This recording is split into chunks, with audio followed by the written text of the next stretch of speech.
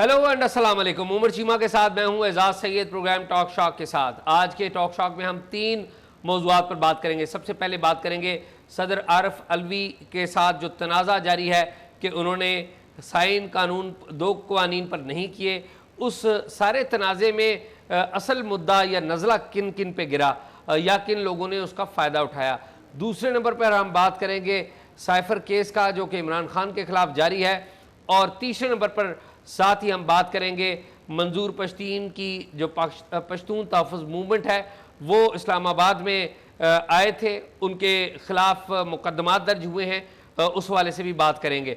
उमर चीमा से बात का आगाज़ करते हैं। चीमा साहब, सदर के बारे में मुझे आपकी राय तो पता चल चुकी है कि आप तो सदर के हक़ में नहीं है, जिस तरह आप इमरान खान के हक़ में नहीं है। लेकिन मैं चाहता हूँ कि आप दलील के साथ बताएँ कि किस तरीके से आपकी नज़र में सदर जो हैं वो उन्होंने दुरुस्त रास्ता इस्तेमाल नहीं किया। शाही, अगर आपको मेरी राय का पता है तो आपको मेरी दलील का भी पता है। देखें, यानी कि इस चीज़ से कतई नज़र के कौन से बिल थे, मैं एक कायदे ज़ाब्ते की बात कर रहा हूँ। देखें, बात ये होती है, सदर साहब जो हैं वो कह रहे हैं जी कि मैं अल्लाह को हाज़िर नाज़र रख के मैं कह रहा हूँ कि मैंने बिल साइन नहीं किए। ठीक है, ये बजाते खुद एक इतराफ़ जुर्म है। ठीक है, आगे जो है वो कह रहे हैं जी कि अब अमले पे बात डाल दीजिए कि अमले को मैं कहता रहा हूँ और अमले ने आगे भेजा नहीं है। और फिर ये है जी कि जो लोग इस बिल से मुतासर होंगे, ये भी उन्हें आइडिया है कि ये बिल बन गए हैं, तो वो कह रहे हैं कि जो इस बिल से मुतासर होंगे मैं उनसे भी माफ़ी मांगता हूँ। अब बात यह है एजाज़ के, मैं रूल्स की बात कर रहा हूँ कि सदर और वज़ीर-ए-आज़म वो जब भी कोई अपने आर्डर वगैरह देते हैं ना, उनका जो स्टाफ है वो उनके बिहाफ पे दे रहा होता है जी कि कॉम्पिटेंट अथॉरिटी या प्राइम मिनिस्टर या प्रेसिडेंट। लेकिन 2 इश्यूज़ ऐसे हैं कि जिसमें वो साइन करते हैं, नहीं कि उनके साइन से आगे चीज़ जाती है। वो है लेजिस्लेशन। एक लेजिस्लेशन है सदर के मामले में, जो वज़ीर-ए-आज़म है उसके मामले में ये है कि जब बजट जो है वो असम्बली में पेश होता है और कैबिनेट से उसकी अप्रूवल ली जाती है, तो जो वो पार्लियामेंट में आ रहा होता है वो भी प्राइम मिनिस्टर के साइन से आता है। यानी कि ये 2 मौके ऐसे होते हैं कि जिधर उनके अपने साइन रिक्वायर्ड होते हैं। सो मच कि जब ममनून हुसैन मरहूम जो हैं वो सदर थे, तो बाज़ औक़ात ऐसा होता था कि कोई जिस तरह हमारे बिल इस तरह जल्दी में पास होते हैं तो उनकी ज़रूरत होती थी, पता चलता है ये ममनून साहब जो हैं वो कराची गए हुए हैं या ममनून साहब लाहौर गए हुए हैं, तो उनसे उधर जाकर बिल साइन कराया जाता था। ठीक है, अब ये है कि सदर साहब जो हैं वो बज़ाते खुद कह रहे हैं कि मैंने साइन नहीं किए। और ये कोई ऐसा भी नहीं है कि सदर साहब जो है ना वो को रोटी को चोची कहते हैं, उन्हें पता नहीं है। सदर साहब को पता है, उन्होंने 9 अगस्त को जो बिल वापस किए हैं उस पर सदर साहब ने साइन भी किए हैं और वजूहात भी दिए हैं। अब ये वो वाले केस हैं कि जिसमें उनका ख्याल है कि शायद मेरे जो अपनी पार्टी के लोग हैं, PTI के, या मेरे पार्टी के सरबराह हैं इमरान खान या साथी हैं शाह महमूद कुरैशी या असद उमर, वो उन पर ये बिल का इतलाक़ ना हो, तो वो साथ उनसे माफ़ी भी मांग रहे हैं। ठीक है, तो अब ये है कि सदर को चाहिए था कि अगर वो वाकई मुखलस होते और उनके पास कोई ना तो कोई कानूनी मशीरों की कमी थी और ना ही वो को पहली दफ़ा कर रहे थे। 9 अगस्त को अगर आप बिल साइन करके इतराज़ लगा के वापस भेज रहे हैं तो अभी भी आप इतराज़ लगा के भेज देते। तो अब ये इस चीज़ का जो तय होगा कि सदर झूठे हैं, सदर का तो अपना ये साबित हो गया ना कि उन्होंने साइन नहीं किए, जिसका उन्होंने खुद इकरार कर लिया। और मैं आपको रूल्स की बात बता रहा हूँ और मैं उनके ही बिल्स की बता रहा हूँ कि जिसमें इतराज़ लगा के वो साइन करके उन्होंने भेजे हुए हैं। तो बाकी अमले का इसमें क्या कसूर था, उसके लिए इन्वेस्टिगेशन की ज़रूरत है और उसमें चीज़ें तय होगी कि क्या अमले को इन्होंने कोई तहरीरी तौर पर हुक्म दिया जो कि उन्होंने उसकी हुक्मदूली की। लेकिन ये बड़ी कन्फ्यूजिंग बात है कि अगर उनका स्टाफ और उनके सेक्रेटरी जो हैं वो पहले ये चीज़ें आगे भेज रहे थे, तो इस पे आगे उन्होंने कौन सा इनकार करना था जो सदर साहब ने अगर साइन किए होते। अच्छा चीमा साहब, इस मामले का ना दूसरा पहलू भी है। ठीक है, जो दूसरा पर्सपेक्टिव आना चाहिए। ठीक है, ठीक है, दूसरा पर्सपेक्टिव चीमा साहब ये है कि आइन बड़ा वाज़े तौर पर लिख रहा है और आइन में वाज़े तौर पर लिखा हुआ है कि पार्लियामेंट 3 इदारों पर मुश्तमिल है। एक है अपर हाउस जिसे सेनेट कहते हैं, दूसरा है लोअर हाउस जिसे कौमी असम्बली कहते हैं, और तीसरा है सदर। यानी कि अपर हाउस या लोअर हाउस में अगर कानून साजी होती है तो वो दूसरे हाउस में जाएगी, दोनों हाउसेज उसको पास करेंगे और उसके ऊपर मोहर सब्त करेगा सदर, जो भी सदर हो, वो फ़ारूक लगारी हों, वो परवेज़ मुशर्रफ हों जो बाद में वो बन गए, जैसे तैसे भी बने गैर आइनी तरीके से, लेकिन वो बने, वो आसफ अली जरदारी हों, वो ममनून हुसैन हो या वो आरिफ अलवी हो, तो सदर का दस्तखत कोई भी चेहरा हो उसका करना ज़रूरी है। दूसरी बात यह है कि अगर सदर उसके ऊपर दस्तखत नहीं करता या सदर उसे वापस भेज देता है तो क्या वो कानून बन जाता है? तो आंसर उसका ये है कि कानून नहीं बनता। क्यों कानून नहीं बनता? क्योंकि उसके ऊपर सदर की मोहर सब नहीं हुई। क्यों कानून नहीं बनता? इसलिए कानून नहीं बनता कि पार्लियामेंट इनकम्प्लीट है तीसरे हाउस के होते हुए। तरीकाकार मौजूद है, सदर वापस भेजेगा, दोबारा पार्लियामेंट पास करेगी और वो कानून बन जाएगा, वो कानून का हिस्सा बन जाएगा।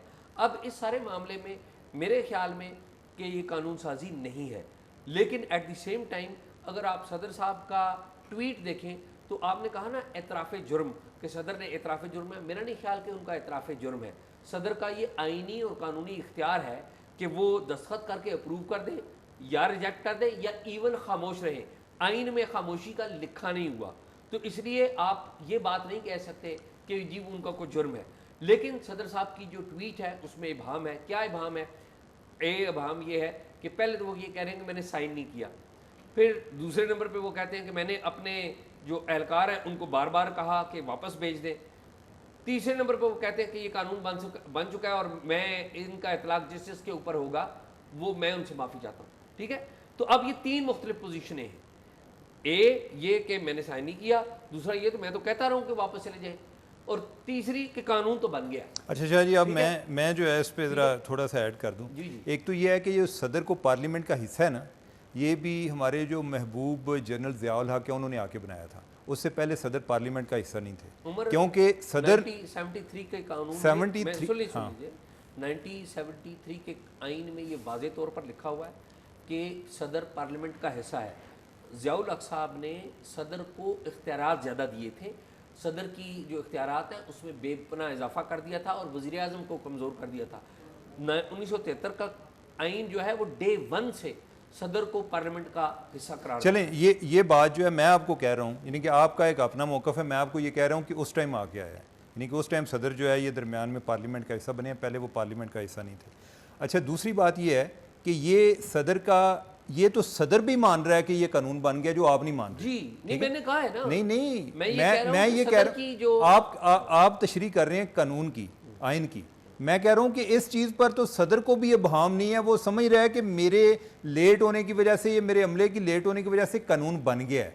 ठीक है, इस पे वो इतराज़ नहीं कर रहा, आप इतराज़ कर रहे हैं। आपका मैं इतराज़ ये इसलिए कर रहा हूँ, सुन लेना मेरे साथ, मैं इतराज़ इसलिए कर रहा हूँ, मैं तो ये कह रहा हूँ कि सदर ने पोजीशन ही गलत ली हुई है। तीसरी चीज, मैं ये सदर की पोजीशन अगर आप आईनी और कानूनी नजर से जाए ना तो ये ऐसे ही है। चले, यानी कि वो, लेकिन उन्होंने दोनों घर राजी ये फर्स्ट टाइम आई है ना बात, यानी कि इससे पहले कभी किसी सदर ने इस तरह का काम नहीं किया। ठीक है, लेकिन यह है कि सदर को इस बारे में अपने लेवल पे बहाम नहीं, गलती हुई है जो भी हुई है, लेकिन उसको लग रहा है जी कि ब्लंडर हुआ है मेरे से। ठीक है, और उसकी नज़र में कानून बन गया है। एजाज़, तीसरी बात यह है, आप कह रहे हैं कि ये सदर का इख्तियार नहीं है कि वो चीज़ें अपने पास रख ले। अगर ये इख्तियार होगा ना तो सदर के पास तो वीटो पावर आ जाएगी। भाई, किसी पार्लिमानी निज़ाम में सदर के पास वीटो पावर नहीं होती। सदारती निज़ाम में सदर के पास वीटो पावर होती है कि वो कोई कानून जो है वो उसको रिजेक्ट कर दे। इस केस में ये नहीं है, यानी कि इस केस में अगर सदर जो है वो इस तरह से अपने पास कानून रखे तो फिर तो जो है वो एक लंबी लाइन लग जाएगी। सदर के पास ये है, डेज तय है, वो उसके पास वीटो पावर, उसके पास वीटो पावर तो नहीं है। मैं ये नहीं कह रहा हूँ, अच्छा नहीं, मैं ये कह रहा हूँ उसके डेज तय हैं, 10 दिन के अंदर अंदर उसने वापस करना है जी। ठीक है, ये नहीं है कि अपने पास रख के नहीं बैठ सकता। लेकिन आप डीम नहीं कर लेंगे ना कि अगर उसने वापस नहीं 10 दिन के अंदर किया तो आप ये तसव्वुर नहीं कर लेंगे कि वो पास हो गया। शाह जी, लेकिन ये है कि ये मैं आपको बता रहा हूँ कि ये जो तसव्वुर वाली बात है ना, ये आज तक ऐसा नहीं हुआ। ठीक है, और ये दूसरा जो है ना, इसकी अगर आप इतनी सख्त किस्म की तशरीह करेंगे ना, कभी भी जो कोई मामला इवन कोर्ट में भी जाता है तो चीज़ें कंटेक्चुअलाइज होती हैं। ठीक है, यानी कि उसको पस मंज़र में देखा जाता है। बाकी जो चीज़ें हैं, यानी कि अगर कोई खामोशी है, इवन इस चीज़ पर भी बहस होती है कि खामोशी का क्या मतलब लिया जाए कि अगर सदर जो है खामोश होकर बैठा हुआ है। ठीक है, एनीवे ये चीज़ जो है, ये बड़ी डिबेट बड़ी दिलचस्प है। इसका एक पहलू मैं डिस्कस कर देता हूँ, उस पर आप भी इत्तफाक करेंगे। इसका एक पहलू है चीमा साहब, सदर हो, पार्लियामेंट हो, मीडिया हो, जुडिशरी हो, जब पाकिस्तान की फौजी और इंटेलिजेंस की जो इस्टेब्लिशमेंट है उसके बारे में कानून साजी या उनके मफाद का कहीं मामला आ जाता है ना, तो चीमा साहब सॉरी टू से ना मीडिया काम करता है, अदलिया के जजेस के भी हाथ और पांव कांपते हैं, पार्लियामेंटेरियंस भी काम करना छोड़ देते हैं और सदर साहब भी तो इस तरह फिर से ये कहते है कि हैं। फिर तो इशू ये है कि ये जो मामला है इसका एक एस्पेक्ट ये भी है, एट द सेम टाइम इस पे सदर साहब की जो ट्वीट थी उसमें इबाहम है, और वो ट्वीट बता रही है कि सदर साहब का जो काबा है या सदर साहब की जो सिमत है वो ठीक नहीं है। तो फिर सदर अगर- साहब की नीयत अंडर क्वेश्चन आ गई ना, जी, जी, सदर जी, साहब की नीयत अंडर बिल्कुल ठीक क्वेश्चन बात आ है, गई ना। ठीक बात है। अगर सदर साहब ये पॉइंट ले लेते जो उन्होंने पहली लाइन में लिखा कि मैंने साइन नहीं किया, और अगली लाइन में कहते कि ये कानून नहीं है, वो खड़े हो जाते, तो मेरे ख्याल में that would have been a very different situation. अब सिचुएशन ये है कि वो मान भी रहे कि कानून है, तो मेरे ख्याल में बात जो है वो बात उसमें जान रहती है। अच्छा, बाकी ये है कि उन्होंने अपना जो गलती या जो भी उनके पार्ट पे हुआ, यानी कि मैं आपको रूल्स की बात कर रहा हूँ अभी कि पता नहीं है कि उन्होंने उनके पार्ट पे हुआ नहीं या नहीं ब्यूरोक्रेसी नहीं ने नहीं किया। नहीं नहीं आप देखें ना, नहीं इजाज़ इसमें ये है कि ये एतराफ़ जो है उनकी ट्वीट में है कि हाँ। मैंने साइन नहीं किया, जी हाँ, ठीक। ठीक है। तो अब ये है कि साइन करना उनकी एक आइनी तकाजा था कि उन्होंने साइन करना था, यानी कि ये भी कि मैं इससे इख्तलाफ करता हूँ उसको भी अपने सिग्नेचर के साथ भेजना था। वो ब्यूरोक्रेसी ने, ठीक। ब्यूरोक्रेसी को अगर ये साइन करके दे देते तो फिर वो अगर ना भेजते तो उन पर सिर्फ बात आती। इस मामले में ये पहली जो है ना सदर साहब के पार्ट पे ही गलती आ गई है। बाकी ये है कि हर उन्होंने जो अपना गुस्सा निकाला है वो अपने सेक्रेटरी पे निकाला है। विक्टिम बन गए ना वकार साहब, विक्टिम बन गए ना नहीं सारे नहीं, अभी तो सदर साहब अपने विक्टिम बनने के चक्कर में और विक्टिम बना रहे हैं जी ना, हाँ। ठीक है। अब ये है कि जो वकार अहमद हैं अच्छे सेक्रेटरी थे और उनके साथ वो मेरे ख्याल पिछले साल ये ग्रेड 22 में गए हैं और उससे पहले वो एज अ एडिशनल सेक्रेटरी भी इधर ही काम करते रहे हैं, ठीक है। अब जो जब वो एडिशनल सेक्रेटरी थे और उस टाइम जो एक एक्टिंग सेक्रेटरी का काम कर रही थी वो ये हुमैरा अहमद थी कि जो अभी जिनके लिए सदर साहब ने सिफारिश की है, ये भी एक अच्छी, ये दोनों जो हैं वो ये DMG के हैं, यानी कि पाकिस्तान एडमिनिस्ट्रेटिव सर्विस जिसको कहते हैं आजकल, पहले डिस्ट्रिक्ट मैनेजमेंट ग्रुप कहते थे। ये दोनों उसके अफसरान हैं, अच्छे हैं, यानी कि वो भी इतनी देर अगर इनके पास निकाल गए हैं तो इस बिल पर आकर यानी कि इनके साथ उन्होंने काम किया है, तो इसका मतलब है कि अच्छी रिलेशनशिप थी। जो हुमैरा अहमद हैं इनके, इन्होंने पहले उनके साथ काम करने का तजर्बा भी है, सदर साहब का कॉन्फिडेंस पहले दोनों पर था, अब जो है उन्होंने एक पर इजहार किया है। तो लेट्स सी कि आगे ये हमारा वही है ना मेरे हाल में जो ये इससे पहले नारकोटिक्स कंट्रोल मिनिस्ट्री में हाँ, मेरा ख्याल है कि नारकोटिक्स कंट्रोल में भी आपको पता है कि वो नारकोटिक्स कंट्रोल मिनिस्ट्री से इनको क्यों हटाया गया था? हटाया गया था। जी, इनको अच्छा, हटाया गया। क्यों? इनको इसलिए हटाया गया था कि इमरान खान साहब के दौर में एक, आपको पता है, भंग के ऊपर एक पॉलिसी बनने का ऐलान किया था कि भंग को अद्वियात में या इस तरह की चीज़ों में इस्तेमाल करें। हुआ ये कि शाहजहान बुकटी साहब आए, उन्होंने भी कहा इनको कि वो पॉलिसी बनाएं, वो पॉलिसी बन गई।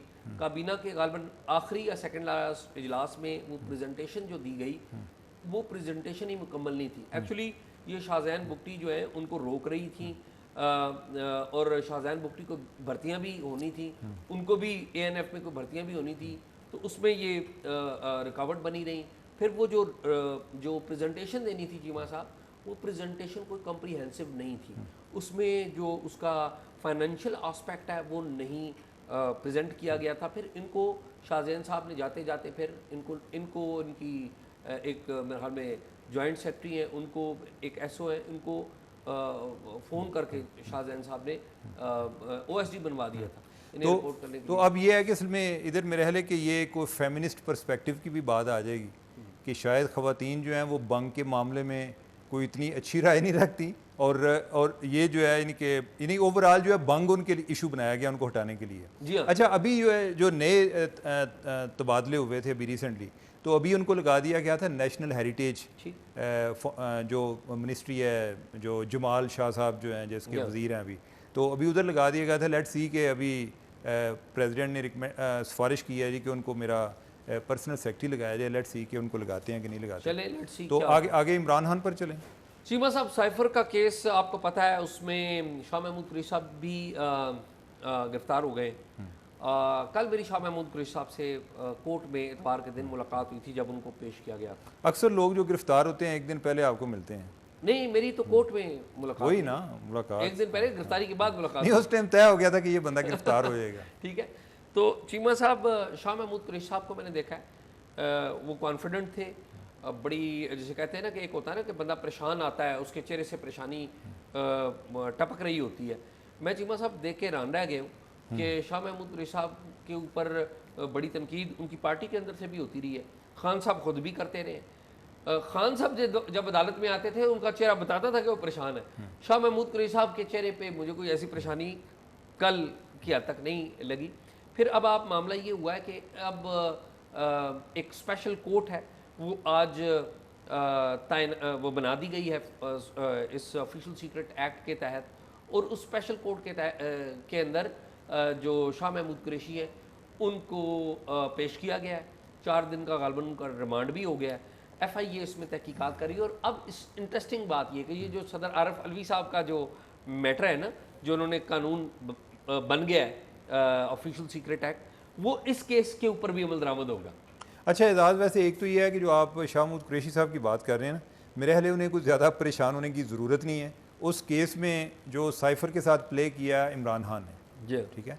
शाह महमूद कुरैशी जो हैं ये तो दरमियान में ये वही एक वो ऑडियो जो है कि जिसमें वो पेश हुए और प्राइम मिनिस्टर ने जो नोटिस लिए उसके मिनट्स वगैरह लिए, या अगर वो साइफ़र गुम भी हुआ है तो वो इमरान खान ने गुम किया है, अगर साइफ़र को मिसयूज़ किया है, पोलिटिसाइज़ किया है तो वो इमरान खान ने किया है। तो मेरे ख्याल है कि शाह महमूद कुरैशी पे कोई एज सच कोई संगीन इल्ज़ाम उस तरह से नहीं होगा।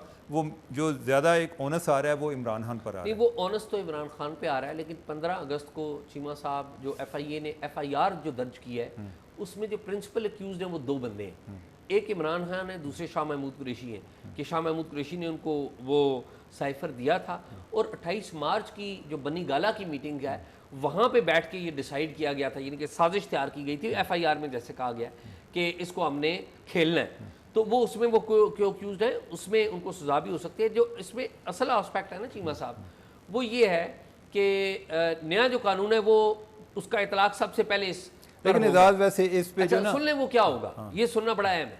नया कानून क्या है, जो ऑफिशियल सीक्रेट एक्ट का नया कानून क्या है? आपको पता है उजलत में पास किया गया था कौमी असम्बली से और फिर सेनेट से। नए कानून में ISI को और IB को इंटेलिजेंस इदारों के तौर पे एडमिट किया गया है, ठीक है। दूसरी बात यह है कि नए कानून के तहत ISI और IB अगर कोई चीज़ कलेक्ट करती है तो उसको एविडेंस, एडमिसिबल एविडेंस मान लिया गया, यानी कि काबिले तस्लीम शुदा सबूत मान लिया गया अगर वो कोई सबूत इकट्ठा करते हैं। और तीसरी बात क्या है? तीसरी बात चिमा साहब ये है कि नए कानून के तहत अगर ISI और IB ने किसी बंदे को प्रोसिक्यूट करना है तो उसके लिए जो प्रोसिक्यूशन एजेंसी होगी वो FIA होगी, यानी कि FIA को ये सबूत देंगे और FIA का प्रोसिक्यूटर जो है वो खड़ा होगा और वो खड़ा होके इनके दिए हुए सबूतों को अदालत में साबित करेगा। यानी कि ये पहली दफ़ा हो रहा है। नहीं, लेकिन नए कानून का इतलाक इन पर क्या होगा? नहीं, इनके ऊपर ये होगा चीमा साहब कि अब वो जो ऑडियो लीक हुई थी, आपको याद है कि जिसमें ऑडियो आई थी, वो ऑडियो किसने रिकॉर्ड की थी? यकीनी तौर पे इंटेलिजेंस ने रिकॉर्ड की थी। अब वो ऑडियो अगर इंटेलिजेंस ने रिकॉर्ड की थी तो अब नए कानून के तहत वो सबूत कंसिडर होगा। ये मेरी अंडरस्टैंडिंग है, मैंने किसी लॉयर से बात नहीं की क्योंकि मैंने कानून पढ़ा हुआ है, इसलिए मेरी नहीं, लेकिन ये एजाज मेरे ख्याल वो नहीं होगी। उसमें जो एजेंसीज हैं उनके लिए इम्प्लीकेशंस हैं। इमरान खान जो है वो उस टाइम वो प्राइम मिनिस्टर थे और ये जिम्मेदारी लेना, ये जिम्मेदारी कबूल करना कि वो हमने वो सारी टेपिंग की थी, वो कभी भी ऐसा नहीं करेंगे। ये उनके पार्ट पे हमाकत होगी। नहीं चीमा साहब, वो हमाकत होगी, लेकिन ये है कि कानून उन्हें एम्पावर करता है। नहीं, लेकिन क्योंकि कानून में वाजे तौर पर लिखा हुआ है कि कोई भी डिवाइस, कोई भी रिकॉर्डिंग, ये चीजें वाजे तौर पर, लेकिन उनको कानून जो है ना वो टेपिंग की अलाउ नहीं करता ना कि वो टेपिंग नहीं कर सकते। और दूसरी बात यह है कि मेरा ख्याल है कि उनको ये जिम्मेदारी लेने की इसलिए ज़रूरत नहीं है कि उसमें जो बाकी लोग हैं, जिसमें असद उमर हैं या जो आज़म खान हैं या शाह महमूद कुरैशी हैं, जब आप उनसे पूछ रहे हैं कि भाई ये आवाज़ आपकी है तो वो मान रहे हैं, वो मान, ठीक है। तो लिहाजा मेरे ख्याल है कि वो इस साइड से इस तरीके से भी उसको कर सकते हैं। लेकिन एक जो बात है एजाज़ कि जो ये क्या नया कानून अप्लाई होगा या नहीं होगा, एक तो ये है कि FIR पहले की हो चुकी है जी, ठीक है। दूसरा ये है कि जब FIR हुई थी उस टाइम नया कानून नहीं बना था। तीसरी बात ये है, यानी कि मेरी आज कोई FIA के लोगों से भी बात हुई, वो कह रहे थे कि हमारी भी कोई डिस्कशन हो रही थी कि क्या अगर कोई नया कानून बन जाता है और क्राइम उससे पहले का हुआ है तो, और यानी FIR हो चुकी है, तो क्या उस पर वो नया कानून अप्लाई हो सकता है? अगर वो नया कानून बाद में बना है तो उस पर वो अप्लाई नहीं हो सकता। लेकिन मेरा ख्याल है कि कोई ऐसा यानी कि अगर इसके बगैर भी यानी कि जो पुराने वाला कानून है इनको इम्प्लीकेट करने के लिए वो भी काफ़ी है, यानी कि वो कोई इसको नए कानून से जो आपने बात बताई है कोई ऐसा इनके लिए कोई बड़ी कोई डैमनिंग किस्म की कोई चीज़ मेरा नहीं ख्याल को आ रही है। चीमा साहब, लेकिन मैं ये बात कर रहा हूँ कि नया कानून अब हमारे इदारों को इस बात का एम्पावर कर देता है कि अगर उन्होंने कोई एविडेंस इकट्ठी किया है SI ने या IB ने, तो वो अब FIA के जरिए उसको अदालत में पेश कर सकते पहली बात ये थी ना कि पहले ये होता था कि अगर वो बंदा भी पकड़ते थे तो वो खुद क्यों पेश नहीं कर सकते थे। अभी भी हर बंदा पकड़ने का तो उनके पास इख्तियार नहीं है, लेकिन अगर कोई एविडेंस भी होती थी तो कानूनी तौर पे वो एविडेंस कलेक्ट करने के उस तरह के मुजाज नहीं थे इस तरह के केस में। तो लिहाजा वो उनको FIA के ज़रिए या जो पुलिस के ज़रिए या कोई और अदारा जो इस तरह की क्रिमिनल इन्वेस्टिगेशन कर रहा है उसके ज़रिए वो पेश करनी पड़ती थी। अब जो है यानी कि वो खुद भी बता सकते हैं। ठीक बात। तो अच्छा, दूसरी एजाज़ कि आज जो को पिछले दिनों जो अटक के सेशन जज हैं, एडिशनल सेशन जज एहसनुल्लाह है या शफकतुल्लाह, अच्छा, तो मेरे हले कोई नाम और है एहसनुल्लाह उल्लाह की हद तक ठीक है, यानी कि जो पहला नाम है ना एहसन है गालबन, एनीवे यानी शफकत हो शायद शफकत, तो उन्होंने अपनी रिपोर्ट दी है जी, और उसमें उन्होंने इस बात का इस चीज़ को रिकग्नाइज़ किया है, यानी कि बात मानी है कि इमरान खान की शिकायत ये थी कि उनके जो है ना कमरा उसके बाहर CCTV कैमरे लगे हुए हैं। दूसरा ये है उन्होंने कहा कि जो मेरा वाशरूम है वो उन्होंने L शेप बनाया हुआ है और उसकी दीवारें जो हैं वो कोई ऊंची नहीं है, कोई मेरा 3-3 फुट हैं, तो उससे जो है इनकी प्राइवेसी जो है वो डिस्टर्ब होती है, तो इसको उन्होंने रिकग्नाइज़ किया। तीसरा जो है उनका ये पॉइंट था कि जो उनके वकला और उनकी वाइफ जो हैं उनको मिलने में जब वो मुलाकात के हवाले से रुकावटें डाली जाती हैं तो उसमें उन्होंने अपने आर्डर जारी किए हैं। लेकिन इजाज़ इसमें जो एक और बात भी कही है ना, शफकत साहब ने जो एडिशनल सेशन जज अटक हैं उन्होंने पहली बात तो ये है कि दौरा किया जेल का, एक वो दौरे की बात कर रहे हैं, मैं अर्ज कर रहा हूँ। पहली बात तो ये है कि उन्होंने दौरा किया है। दूसरा उन्होंने जो बात कही है, आपकी बात को मैं डिफरेंट एंगल से, उन्होंने कहा L शेप है उनके सेल की, वहाँ बाथरूम L शेप है, बाथरूम L शेप है या उनके सेल नहीं बाथरूम, अच्छा, तो उसके ऊपर जो है वो लगा हुआ है। अगर वो छोटा है, दीवारें छोटी हैं, अगर वो नहाएं भी या वॉशरूम भी करें तो उनकी प्राइवेसी मुतासर होती है। दो बातें। तीसरी बात चीमा साहब उन्होंने कहा कि ये प्रिजन रूल्स जो है गालबन 277 उसका भी हवाला दिया है और एक आध कोई और रूल उसका भी हवाला दिया है, उन सब की खिलाफ वर्जी है, यानी कि इमरान खान को जो प्रिजन रूल्स हैं उनके तहत भी प्रॉपर तरीके से ट्रीट नहीं किया गया। अब अगला सवाल ये पैदा होता है कि ये क्या ये ट्रीटमेंट ठीक है या नहीं, तो बिल्कुल ये ट्रीटमेंट ठीक नहीं है। लेकिन उससे बाद में सवाल जो आप उठाएंगे, बल्कि मैं आपके उठा देता हूँ कि जब खान साहब इक़्तिदार में थे तो क्या बाकी जो लोग हैं उनको प्रिजन रूल्स के तहत डील किया जाता था? शायद आप उठाएं, मैं इसका जवाब मैंने उठा दिया। अच्छा, वो ये है कि अगर हम इमरान खान से बाद जो प्राइम मिनिस्टर बने वो है मियाँ शहबाज शरीफ।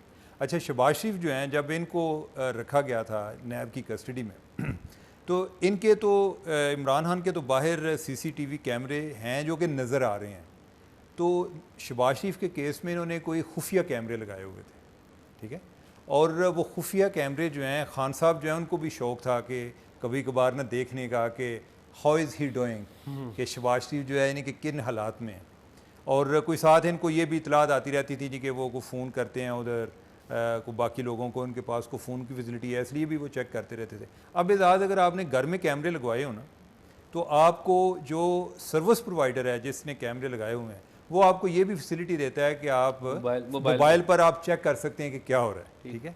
तो उधर जो है जो फैसिलिटी है वो खान साहब के पास भी थी कि जिसमें जो शहबाज शरीफ के कैमरे लगे हुए हैं उधर मियाँ शहबाज शरीफ क्या कर रहे हैं वो इमरान खान भी देख रहे होते थे। अच्छा, शहबाज साहब जो हैं उनका ये भी है कि उन्हें कोई नींद का भी मसला है कि वो ज़्यादा सो नहीं सकते, यानी कि ये एक बीमारी है, तो ज़्यादातर उनकी नींद जो है ना कोई 15-20 मिनट ही होती है, ठीक है। तो वो जो है ना कोई एक दिन जो है वो इस तरह कोई चेयर पे कोई मेरे अहले को नीचे कहीं बैठे हुए वो कोई कुछ देर के लिए वो सो गए, ठीक है। तो खान साहब जो है ना वो परेशान हो गए कि शहबाज शरीफ को सो गए या कोई और मसला हो गया। तो ये आप जो हैं वो इस लेवल तक अपने मुखालफिन को चेक करते रहते थे कि कोई जेल में भी या हवालात में क्या कर रहा है, ठीक है। तो अब ये है कि खान साहब जो हैं वो ख़ुद जो हैं वो CCTV फुटेज का उनको शिकायत कर रहे हैं कि मेरे भी लगे हुए हैं। तो एनीवे यानी कि ये है कि कोई ओवरऑल तब भी ठीक नहीं था, अब भी ठीक नहीं है, ठीक है। लेकिन ये है कि ये इंपॉर्टेंट है कि खान साहब खुद भी करते आए हैं। एनीवे तो आगे चलें जी, आगे चलें। हाँ। अच्छा, वैसे इस केस में एक तो ये हो गया ना कि जो साइफर वाला केस है उसके लिए स्पेशल कोर्ट बन गई है। दूसरा ये है कि खान साहब के बारे में कोई जो उनकी सुनवाई हुई है, उनकी शिकायत जो थी। तीसरा ये है कि सुप्रीम कोर्ट ने एक बेंच भी बना दिया है तो शाहाना केस के हवाले से, ठीक है। तो उसको जो है इनके हमारे महबूब चीफ जस्टिस वो सुनेंगे, साथ उन्होंने मज़हर नकवी साहब को बिठा लिया है, और मज़हर नकवी साहब है ना, मुज़ाहिर अकबर, मुज़ाहिर अली अकबर ने। अच्छा, इसमें एक और वाक़या भी हुआ है। हाँ। एक और वाक़या ये हुआ है कि कल उधर कोर्ट में ही थे हम, तो इतला आई कि शायद असद उमर साहब को भी गिरफ़्तार कर लिया गया है। हालांकि वो गिरफ़्तार नहीं हुए, एक्चुअल बात यह है वो गिरफ़्तार नहीं हुए। उनसे पूछगिछ हुई है, पहले भी FIA ने की है, अभी भी की है, और उनसे कुछ और लोगों ने भी पूछगिछ की है। अच्छा, आप चीमा साहब, हैरानकुन बात यह है कि जो PTI के जो वकला हैं, जो टॉप वकील हैं, उन्होंने भी ये ट्वीट किया। हमें भी एक्चुअली FIA के कुछ लोगों ने बताया कि एक्चुअली उनको ले लिया गया और शायद हमें वाले किया जा रहा है साइफर केस में ही।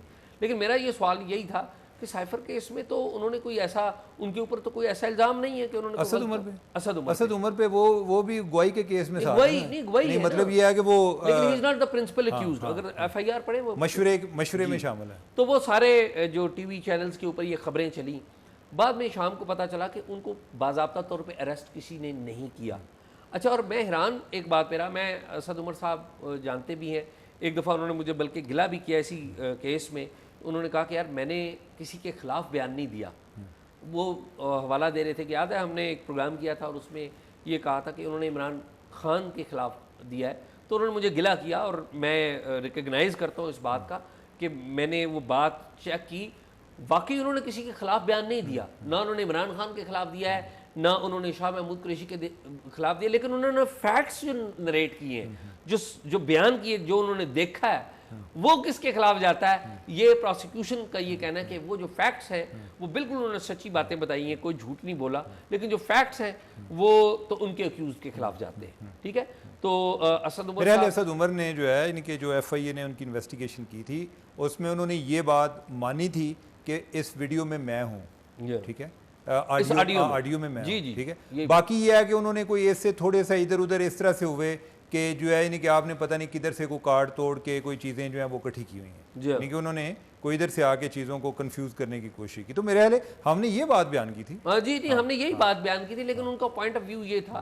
मुझे FIA के बाहर ही मिल गए थे, उन्होंने कहा यार मुझे आपसे ये उम्मीद नहीं थी कि आपको गलत बयानी करेंगे, और जेन्युइनली हमने भी कोई गलत बयानी नहीं की है। लेकिन उनको वो जो खिलाफ वाली बात है ना, उसमें तासर ये है कि असद उमर जो है ना उसने गद्दारी कर दी, जो कि वो ना उन्होंने की है ना वो करना चाहते हैं। मेरा नहीं ख्याल कि वो करना भी चाहेंगे, लेकिन जो फैक्ट्स जब आप बयान करें, तो जब फैक्ट्स आप बयान करते हैं ना चीमा साहब, वो किसी के हक में होते हैं, किसी के मुखालफत में होते हैं।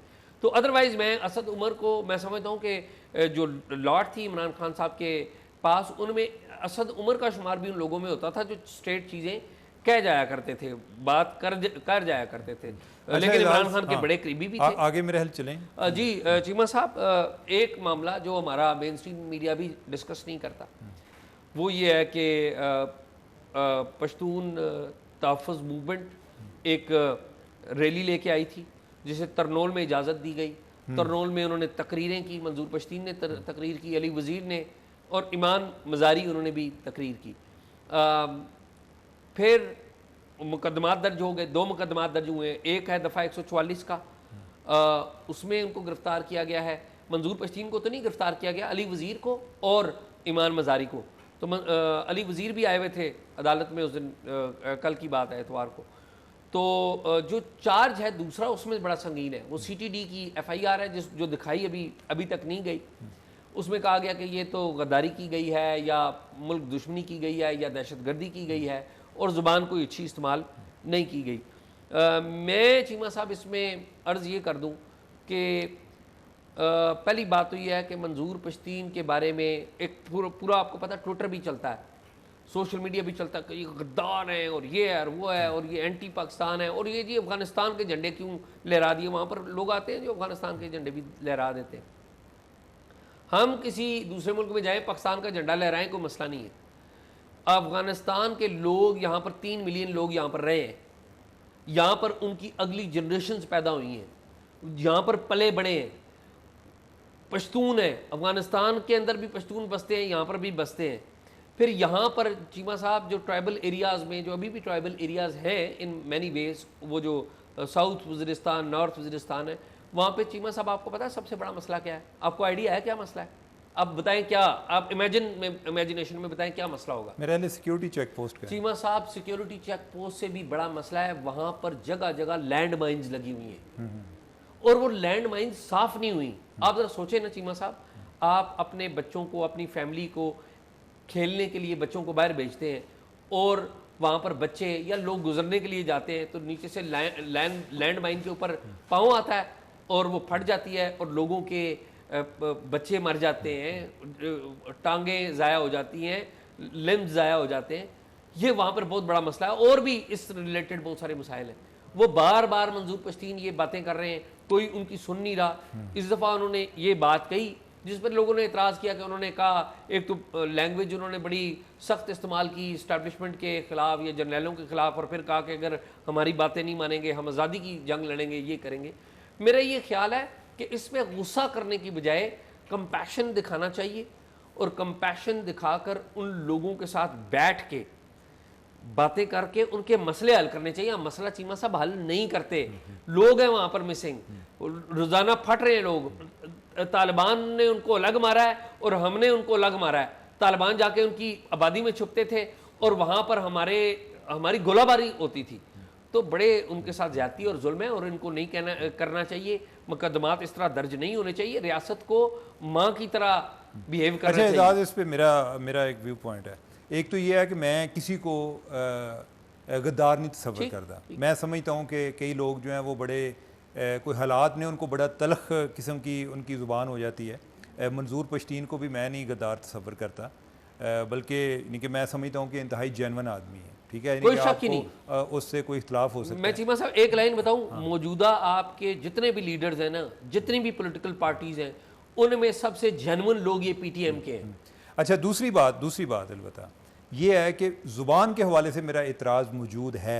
अब ये है कि जिस तरह आपने लैंड माइन्स की बात की है, ठीक है, मुझे एग्जैक्टली यानी कि मुझे नहीं आइडिया कि जो दूसरी साइड है गवर्नमेंट का इस पर क्या मौक़िफ़ है जी, कि अगर लैंड माइन हैं कितनी है। ठीक है, अगर लैंड माइन है तो वो लोगों के लिए तो नहीं ना उन्होंने बिछाई हुई, नहीं कि लोग उससे मुतासर हो रहे हैं, वो उन्होंने को तालिबान के लिए किया होगा ना, जिसको वो अपना मुखालिफ समझते हैं। चीमा साहब, यहाँ पर एक आबादी रहती है। नहीं, मुझे एक बात बताएं यार, मेरी बात तो सुने ना यार, बात तो सुने ना। लेट्स से यानी कि फॉर अ मोमेंट मैं समझता हूँ कि जी इनके पास हो सकता है कि जो लैंड माइन्स हैं जिधर इन्होंने बिछाई हुई हैं उनको क्लियर करने का कोई लेट्स से कोई प्रॉब्लम हो कि नहीं हो रही। मेरा नहीं ख्याल कि कोई इस तरह के कोई अपने बंदों के लिए वो बिछाई होगी। नाहली ज़रूर हो सकती है, ठीक है, मैं उसको नाहली ये वाली बात, ठीक है, नाहली मैं तस्वर कर सकता हूँ। लेकिन एजाज़ ये है, मसलन क्या नाम है, ईमान मज़ारी है। ईमान मज़ारी मैं बड़ा हाई रेट करता हूँ और जितने भी मैवरिक लोग हैं मेरी नज़र में, मैं उनको ज़रूरी नहीं कि मैं उनकी बातों से एग्री करता हूँ, लेकिन मैं समझता हूँ कि किसी सोसाइटी का ये एहसास होते हैं, ऐसे लोग रहने चाहिए। वो कहते हैं कि every idea was blasphemy in the beginning, कि शुरू में लोग जो हैं उसके बारे में कोई डिसमिसिव होते हैं, ऐसा ऐसा कोई ना कोई बंदा आपको सिर फिर बात करता रहता है। लेकिन यह है कि जो तकारीर हैं उसमें जो है ना कुछ स्वीपिंग एलिगेशन नहीं आने चाहिए।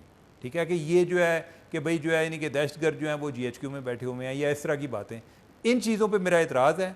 इसके अलावा लोगों का हक है कि वो रियासत से अपना शिकवा करें और उनको करना चाहिए, और ये उस ताल्लुक़ की अलामत है। अगर ये ताल्लुक़ नहीं है तो ताल्लुक़, अगर वो शिकवा नहीं कर सकते तो ये ताल्लुक़ टूट जाता है। ठीक है, लेकिन यह है कि ज़ुबान के इस्तेमाल में ज़रा एहतियात से काम लेना चाहिए। उमर चीमा साहब, मैं इस बात से बिल्कुल इत्तफाक करता हूँ कि ज़ुबान के इस्तेमाल में एहतियात बरतनी चाहिए, बिल्कुल इत्तफाक है। लेकिन चीमा साहब, जहाँ पर लाशें लोग उठाएं ना, जहाँ पर लोग अपने प्यारों को मिसिंग कर दें, जहाँ पर लोगों को सुबह शाम इस बात का डर हो कि मेरे बच्चे या मेरी फैमिली के मेंबर्स बाहर जाएंगे, खेत में जाएंगे और कोई लैंडमाइन फट जाएगा, फिर आप ज़ुबान पे भी मेरा ये ख्याल है कि इसमें अगर ज़ुबान भी उन्होंने सख्त इस्तेमाल की है ना चीमा साहब, तो इसका मतलब ये है कि रियासत को उनके साथ बैठ के ज़रूर बात करनी चाहिए। और एक और चीमा साहब, बाद में आपको बात बताऊँ, हमारे दोस्त हैं खुर्रम शहजाद साहब, उन्होंने ट्विटर पे एक ट्वीट लगा दी कि जी वो मंजूर पश्तीन, ये बताएं कि मंजूर पश्तीन ही है ना, उन्हें पता था मंजूर पश्तीन है कि फ़ौजियों के साथ वो बैठे हुए हैं। अब ये पूरा एक प्रोपेगेंडा है चलाया जाता है। किन के खिलाफ? अपने बंदों के खिलाफ, अपने साथियों के खिलाफ, अपने भाइयों के खिलाफ। किसको खुश करने के लिए? एस्टैब्लिशमेंट को खुश करने के लिए। देखें ये बड़ी यार, ये बड़ी जाती है प्रोपेगेंडे करना। भाई जाके इंटरव्यू कर लेना। अगर हमारे लोग हैं, कोई टीवी चैनल उसका इंटरव्यू नहीं करता। कितने टीवी आप देखें, 52 टेलीविजन चैनल्स हैं, किसी ने एक खबर नहीं चलाई तरनोल में एहतजाज हुआ है। किसी जो हमारे डिजिटल मीडिया है, उन्होंने जाके खबरें नहीं चलाई और प्रोपेगेंडे हम करते हैं। अच्छा, ये एक मिनट जरा देखें, मेरा ख्याल है कि कोई ना कोई हमें शक का फायदा देना चाहिए। मसलन मैं उनको भी तो फायदा दे रहा हूँ शक का, तो इधर खुरम को भी दे देते हैं। नहीं, मैं नहीं कह रहा हूँ खुरम को, मैं डाउट नहीं कर रहा हूँ, मैं कह रहा हूँ कि पूरी एक कैंपेन चलती है। एजाज ये है, आप जो है मंजूर को मिले हुए हैं, मेरा जो मंजूर से तारफ है कि वो किस तरह का आदमी है, वो आपकी बातें सुन के मैं भी नहीं मिला हुआ। ठीक है। अब यह है कि खुरम नहीं मिला हुआ, ठीक है। अब यह है कि चूंकि एक वो तस्वर भी है जी कि जैसे उनकी को आर्मी के खिलाफ एक बड़ी टसल चल रही है, तो इस तरह की तस्वीर जो बंदा एक बैकग्राउंड नहीं जानता, यानी कि उसको शायद ये नहीं आइडिया होगा कि उनके मुज़ाकरात भी होते रहे हैं आपस में, मुख्तलिफ टाइमों पे होते रहे हैं। ठीक है, तो ये तो नहीं होता ना कि वो उन्होंने आपस में मिलना नहीं है। खुरम से मेरा ज़ाती ताल्लुक भी है, आपका भी ताल्लुक है। मकसद ये है कि हम जर्नलिस्ट हैं, हमें ज़्यादा जिम्मेदारी का मुजाहरा करना चाहिए। अब मैंने खुरम को कहा है, मैंने कहा यार आपने ये तस्वीर लगाई है, ये मुज़ाकरात होते रहे, वो पब्लिक भी किए हैं। उसने खुद भी कहा, उसने ट्वीट में कहा कि जी मैं तो किसी के मुखालिफ नहीं हूँ। तो मैंने कहा आप उससे इंटरव्यू कर लें मंजूर पश्तीन से। उन्होंने मुझे यकीन दिलाया कि वो करेंगे। तो लेट्स होप कि ये चीज़ें जो है चीमा साहब, अगर आप इन चीज़ों को, इस तरह के एहतजाजों को, इस तरह के गिले शिकवों को, सख्त जुबान को आनी आर्टों से। लेकिन एजाज वैसे ये है कि अब अगर खुरम जो है वो आपकी रिक्वेस्ट पे इंटरव्यू कर रहा है, ठीक है, आपको भी जो है ना, मेरी भी एक रिक्वेस्ट है, उन्हें कहें जी कि आप अपनी जुबान को जरा बेहतर कर लें। जरूर, इससे जो है यानी कि बहुत सारे लोग आपके इशू को हाईलाइट भी कर सकते हैं। ठीक बात, ठीक है, क्योंकि इससे उनका केस भी बड़ा डैमेजिंग होता है। चीमा साहब, मेरी अगर बात सुने तो मैं जरूर ये कहूंगा और यहाँ पे भी कहूंगा। नहीं कि आप अगर उनके लिए आवाज उठा रहे हैं तो उनको आपकी बात सुननी चाहिए। अगर वो आपकी बात नहीं सुनते तो दूसरे वाले जो है उनको हम कैसे कहेंगे हमारी बात सुने। चीमा साहब, मैं किसी के कहने पे तो आवाज नहीं उठा रहा, मैं तो पूरी नेक नीति, लेकिन आई एग्री विद यू कि मेरे ख्याल में इसको जिम्मेदारी कमजार एटलीस्ट लीडरशिप लेवल के ऊपर ही होना चाहिए। तो एनी हाउ, चीमा साहब बहुत शुक्रिया आपका, आपने बड़े यानी कि दानिशवराना बातें की हैं और आप हमारे देखने वाले आपसे बड़ा सीखते हैं। बस शायद हम तिफले मकतब तो नाजरीन, आपने हमारा शो देखा है, उम्मीद है आपको पसंद आया होगा। कमेंट्स पे अपनी राय का इजहार जरूर कीजिए।